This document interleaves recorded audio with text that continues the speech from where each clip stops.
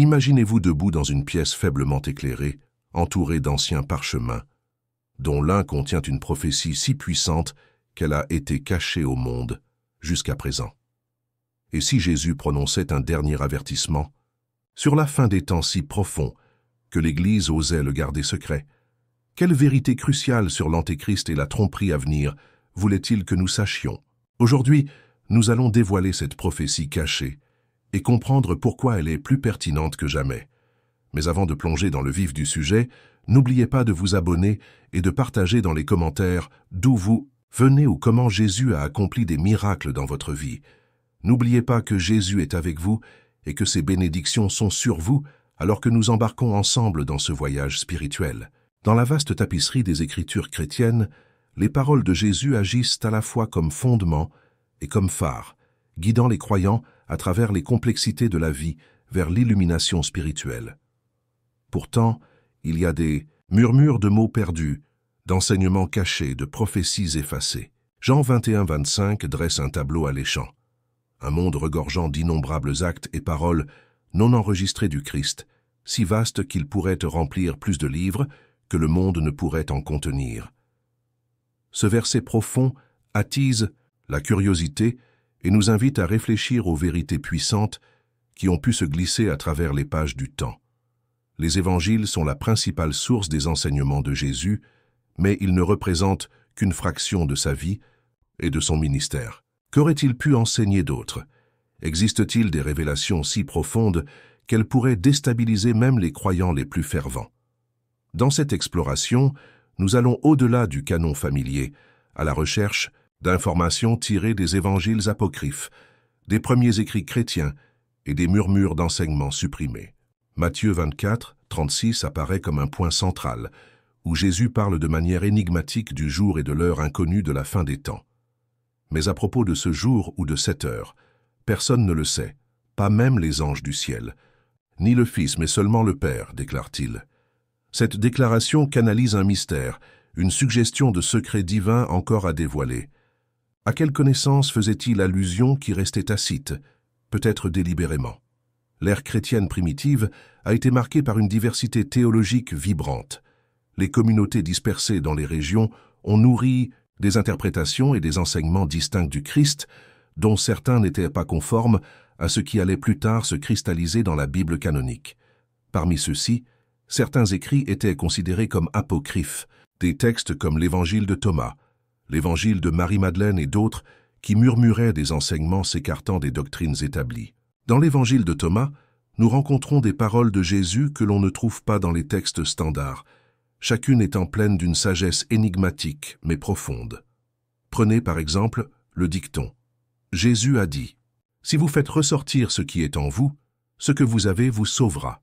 Si vous n'avez pas cela en vous, ce que vous n'avez pas en vous vous tuera. » De tels passages invitent à l'introspection et à la révélation de soi, nous rappelant l'étincelle divine latente dans chaque âme, un thème en résonance à la fois avec l'autonomisation et la responsabilité. Il y a ensuite les écritures de Nag Hammadi, découvertes dans les déserts égyptiens en 1945, tels des trésors cachés exhumés des tempêtes de sable de l'histoire. Ces textes offrent un aperçu alléchant de la pensée chrétienne primitive, mettant en vedette des dialogues et des enseignements de Jésus qui repoussent les limites des interprétations conventionnelles. Ces paroles perdues pourraient-elles contenir des prophéties voilées sur le sort de l'humanité, mettant en garde contre des épreuves et des tribulations spirituelles pleines de poids symbolique? La décision quant au texte à inclure dans le canon biblique n'a pas été simple. Ce fut un processus influencé par les disputes théologiques, l'autorité ecclésiastique et le besoin d'unité doctrinale. Le concile de Nicée en 325 après J.C.O. par exemple, a joué un rôle déterminant dans l'élaboration des fondements du christianisme orthodoxe, mais il a inévitablement conduit à l'exclusion de certains écrits jugés peu orthodoxes. Et si ces exclusions contenaient des prophéties qui pourraient faire la lumière sur les temps énigmatiques, mentionnées dans Matthieu 24, 36, des pères de l'Église comme Origène et Tertullien ont commenté l'existence de plusieurs récits évangéliques, dont beaucoup ont finalement été omis. Par exemple, Origène parle avec admiration de certains textes non canoniques, laissant entendre que la sagesse réside dans ces pages. sagesse peut être trop profonde ou controversée pour des oreilles non initiées. Tertullien, aux prises avec les turbulences théologiques de son époque, suggère que certaines vérités sont réservées à ceux qui sont aguerris dans la foi, cachés loin du discours public. On pourrait se demander si les manuscrits et les traditions orales contenaient des prophéties inouïes sur Jésus. Pourquoi ont-elles été laissées aux oubliettes du temps? Était-ce une question d'intention divine, un test de foi pour naviguer sans feuille de route complète? Ou était-ce l'élément humain, la peur du pouvoir que ces mots pourraient libérer, qui a poussé à la suppression? Les spéculations abondent sur les prophéties perdues, faisant allusion à des avertissements voilés contre les tromperies spirituelles, les bouleversements sociétaux ou les changements cosmiques. Jésus aurait-il pu parler de forces qui défient la compréhension humaine, guidant l'humanité à travers les époques d'obscurité vers la lumière? Ici, le secret pourrait être considéré comme un bouclier, incitant les fidèles à rechercher la vérité par la révélation personnelle, au lieu de s'appuyer uniquement sur le dogme. Ce silence constitue un fardeau et une bénédiction pour les croyants. Cela nous oblige à un engagement plus profond, nous incitant à regarder au-delà du texte vers une révélation personnelle, un voyage dans une enquête spirituelle où la foi rencontre l'action. Il suscite un dialogue entre l'âme et l'écriture, encourageant un pèlerinage dans les mystères des enseignements du Christ, visibles et invisibles. Dans la continuité des prophéties perdues et des paroles réduites au silence, les fidèles sont invités à faire une pause, à réfléchir et à s'enfoncer plus profondément dans le cœur de l'Apocalypse. Peut-être que le message ultime de ces enseignements manquants n'est pas une prédiction mais un appel à vivre prêt, au milieu de l'incertitude, les yeux fixés sur la promesse transcendante du règne éternel du Christ. Cette préparation nourrit la résilience, une qualité vitale alors que nous nous préparons à affronter le spectre imminent de la tromperie qui guette pour nous prendre au piège, comme le révèle le chapitre suivant. Ainsi, les mystères, des enseignements manquants, ne deviennent pas des obstacles mais des passerelles, nous conduisant à une expérience plus intime et plus libre de la vérité divine. Un rappel que même si les mots peuvent faiblir, l'essence éternelle du message de Jésus demeure, imperturbable et impérissable, guidant ceux qui osent regarder au-delà de la parole écrite. Dans la tapisserie complexe des prophéties bibliques, Matthieu 24, 24 se démarque comme un avertissement énigmatique mais profond. Jésus met en garde contre l'émergence de faux Christ et de faux prophètes, capables d'accomplir de grands signes et prodiges pour égarer, si possible, même les élus. Ce passage ouvre la voie à la compréhension de l'ascension de ces trompeurs et de l'ombre menaçante de la prophétie interdite, un thème qui s'entremêle avec les notions de tromperie mondiale et l'ascension potentielle d'une figure aux aspirations divines, éventuellement évoquée dans 2 Thessaloniciens 2, 3, 4. Pour démêler les niveaux de sens derrière la prophétie interdite, nous devons d'abord reconnaître l'époque à laquelle ces mots ont été prononcés. Les prophéties de Jésus reflétaient une conscience aiguë de la susceptibilité humaine à la tromperie, en particulier lorsqu'elle est enveloppée de manifestations miraculeuses. Les miracles ont souvent un attrait qui met au défi même les croyants les plus exigeants de faire la différence entre le divin et le diabolique. Les textes anciens et supprimés ajoutent une profondeur fascinante à ce récit, suggérant que Jésus aurait pu mettre en garde contre un dirigeant mondial singulier et puissant revendiquant la divinité. Cela aurait fait écho aux vues eschatologiques juives d'une époque messianique, mais avec une particularité importante, un faux messie, dont la montée n'est pas destinée à apporter le salut, mais à égarer. En examinant les écrits apocryphes des premiers chrétiens, nous trouvons des interprétations nuancées de ces avertissements. Certains de ces textes, peut-être jugés trop controversés ou dangereux par les premiers dirigeants de l'Église, suggèrent des récits plus détaillés des prédictions de Jésus sur ce personnage trompeur.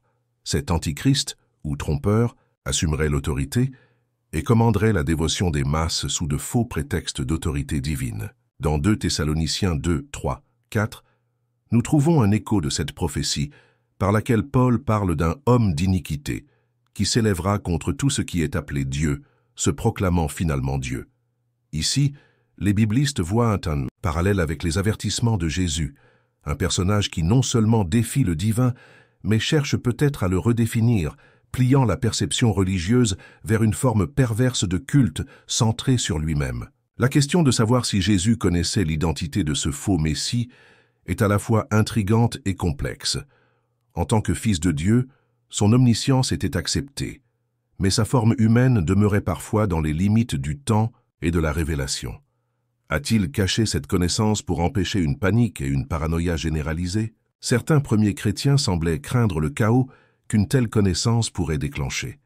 Un aperçu brillant de la nature de la maturité et de la préparation spirituelle. Le secret entourant cette prophétie met en lumière un motif récurrent dans la théologie chrétienne, la sauvegarde de la vérité divine au sein des couches énigmatiques des Écritures pour être révélée en temps voulu à ceux jugés prêts. Jésus, avec son insondable sagesse, a compris l'équilibre délicat nécessaire pour maintenir la foi sans inciter au chaos ou au désespoir. De plus, la montée de la grande tromperie fait partie d'un grand récit de conflit cosmique entre le bien et le mal, une bataille aussi vieille que le temps lui-même. Cette tromperie n'est pas simplement un événement. C'est un changement de paradigme dans la perception, un brouillard spirituel qui mélange la vraie justice avec la fausse justice.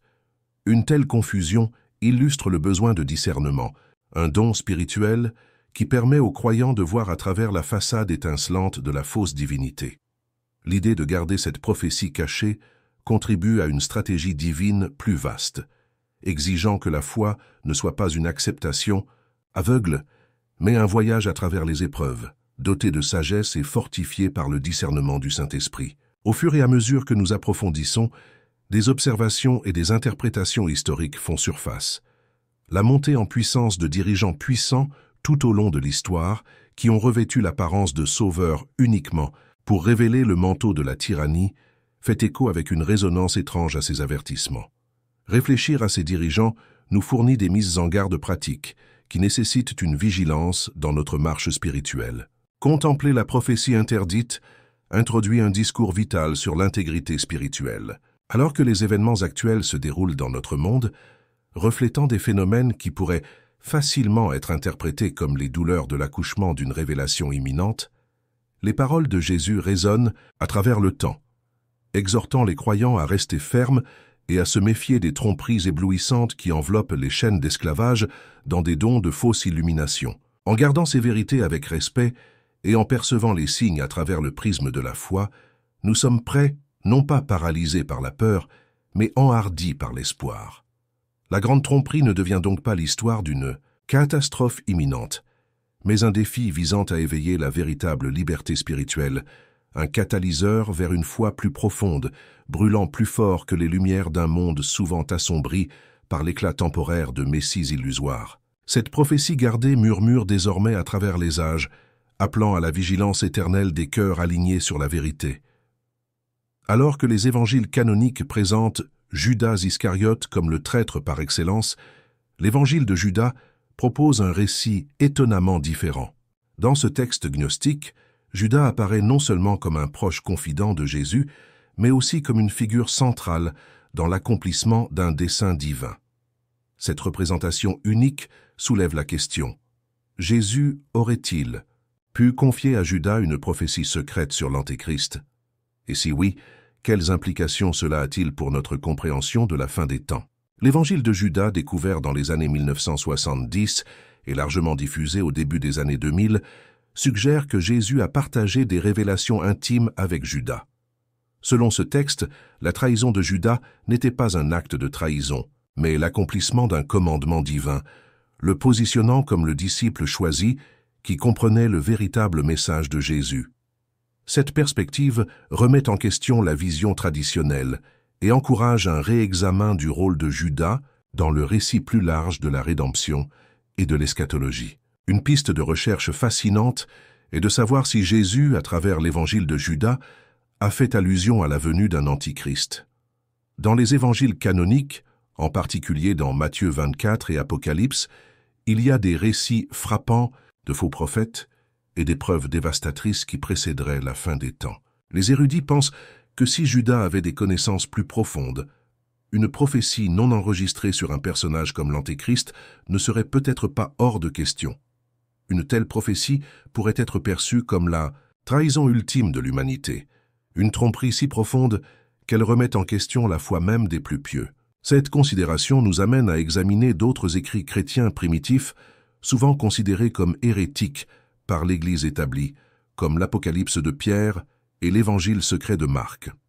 Ces textes, avec leurs allusions, énigmatiques et leurs divergences par rapport aux enseignements orthodoxes, pourraient contenir des références voilées à des luttes cosmiques entre le bien et le mal, des récits compatibles avec le concept d'Antéchrist.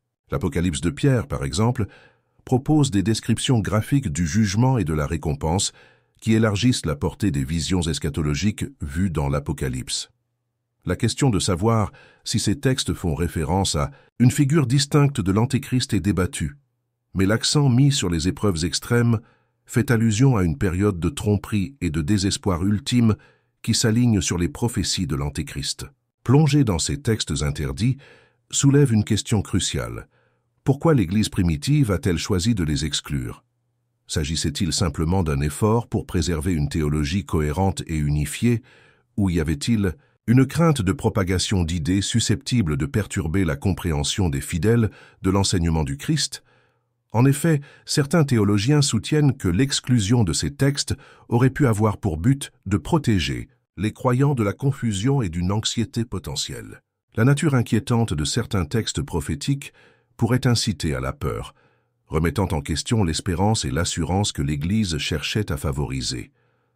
D'un autre côté, la suppression du savoir aurait pu également servir à maintenir le contrôle sur la doctrine religieuse et à tenir les masses dans l'ignorance des débats théologiques plus controversés parmi les premiers chrétiens.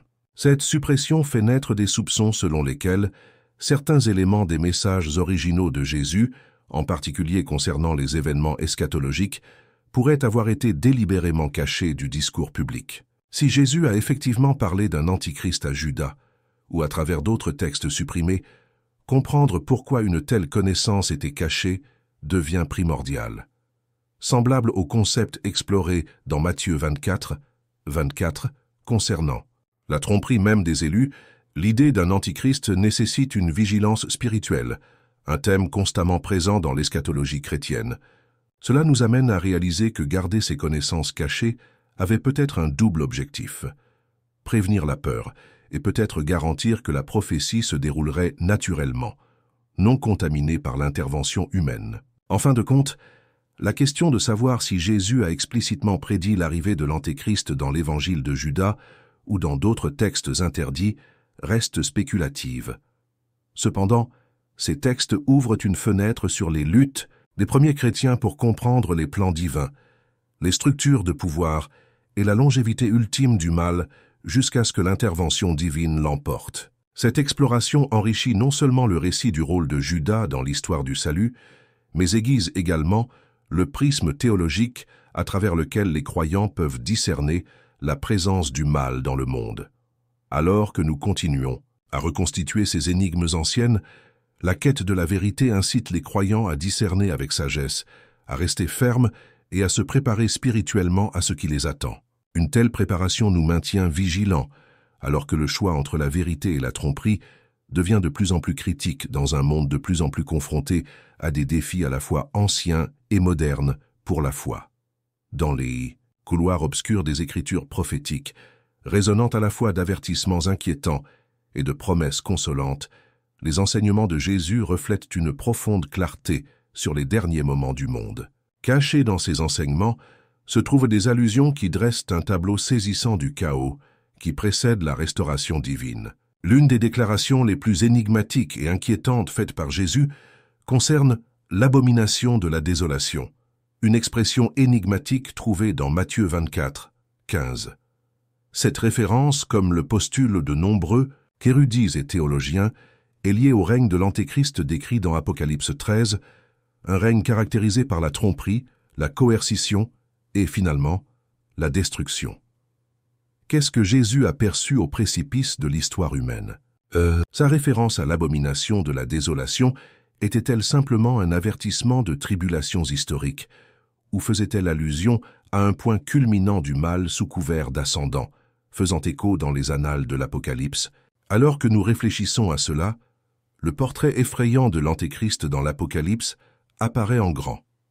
Une figure qui incarne la tyrannie et le blasphème, exerçant l'autorité avec une voix qui se moque du divin. Au cœur de ce récit se trouve une dualité, un conflit entre la puissance terrestre de l'Antéchrist et la souveraineté divine du Christ. Apocalypse 13 décrit la bête, une métaphore grotesque d'une époque où le monde est empêtré dans un réseau de mensonges et de manipulations. Cette bête n'est pas seulement le symbole des régimes oppressifs, mais aussi l'emblème de la tromperie spirituelle qui piège l'humanité en lui faisant croire que les gloires temporelles d'un monde impie sont l'accomplissement ultime. Même si l'étude de l'Apocalypse est dense de symbolisme et d'images complexes, l'essence de ce message prophétique reste claire. La transgression finale contre l'ordre divin se manifeste par un semblant impie de caractère sacré, exigeant une allégeance qui appartient légitimement à Dieu. Il s'agit d'un événement d'une telle profondeur dévastatrice que sa révélation aurait pu être considérée comme trop accablante, une vérité qui pourrait potentiellement détruire le tissu même de ce que nous percevons, comme la patience et le timing divin. Dans ce récit plein de tensions, la dernière prophétie enregistrée de Jésus dans Apocalypse 22, 12 résonne avec urgence. « Voici, je viens bientôt, ma récompense est avec moi, et je rendrai à chacun selon ce qu'il a fait. » Cette assurance de son retour, chargée de récompense, souligne la conclusion inévitable de la lutte cosmique entre le bien et le mal. Jésus, à travers cette révélation, offre non seulement un aperçu du point culminant apocalyptique, mais aussi une lueur d'espoir et de rédemption.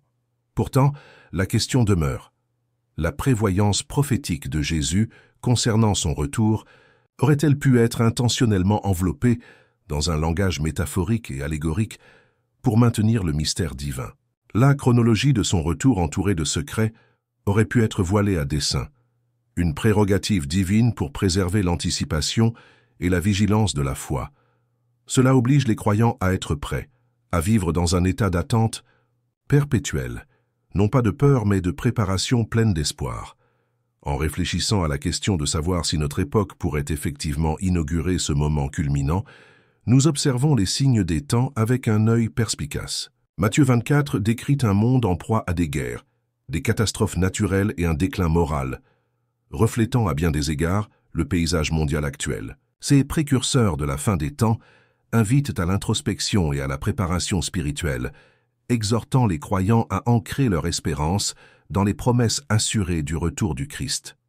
Alors que nous approfondissons les avertissements énigmatiques de Jésus et les visions apocalyptiques de l'Apocalypse, le récit nous invite non seulement à déchiffrer les énigmes de la prophétie, mais à nous engager dans un voyage transformateur. C'est un appel à armer son esprit de vérité, à rejeter l'attrait du pouvoir éphémère et à s'accrocher sans relâche aux promesses éternelles. L'urgence inhérente à ces écritures ne consiste pas seulement à reconnaître l'Antéchrist ou à se préparer à des jugements eschatologiques. C'est un appel de clairon pour permettre à l'avènement imminent de Jésus de remodeler nos cœurs, d'alimenter notre foi et d'approfondir notre détermination à vivre vers le royaume qu'il promet. Ce chapitre invite à la réflexion. Les événements dont nous sommes témoins aujourd'hui préfigurent-ils les époques malignes conçues dans l'Apocalypse?